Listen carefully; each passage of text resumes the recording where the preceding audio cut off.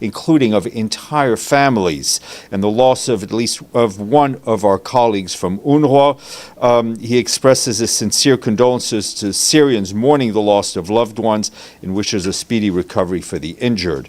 The Secretary General calls on all parties to protect civilians and to stop inflammatory rhetoric and actions as Syria contends with the legacy of 14 years of conflict and over 5 decades of authoritarian rule. The Secretary General reiterates his concern over the escalating tensions among other communities in Syria.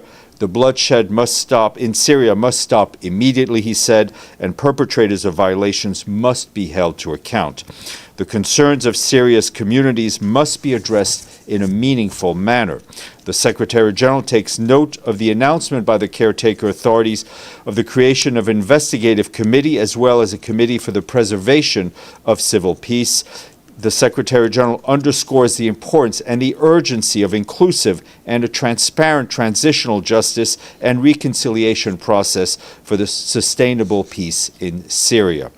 In a context of widespread disinformation and heightened tensions, the Secretary General also highlights the need to ensure and protect the space for independent media and human rights organizations to carry out their work of monitoring and verification and to shed light in a transparent manner on the reports and allegations. And of course, the escalation of violence we're seeing in Syria has had a severe impact on civilians and civilian infrastructure. As of yesterday, hundreds of people, including women and children and some medical personnel, had reportedly been killed. Thousands have reportedly been displaced in the area, and thousands have crossed into Lebanon to seek safety. Our humanitarian colleagues tell us that power outages in Latakia Governorate have disrupted water pumping. Schools in Latakia and Tartus were suspended yesterday and today. The Homs-Latakia highway remains blocked, further limiting humanitarian access.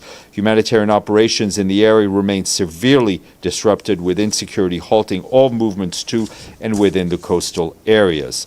Civilian infrastructure has been severely impacted, including 6 referral hospitals and several ambulances. Other medical facilities in the area urgently need medical supplies and support.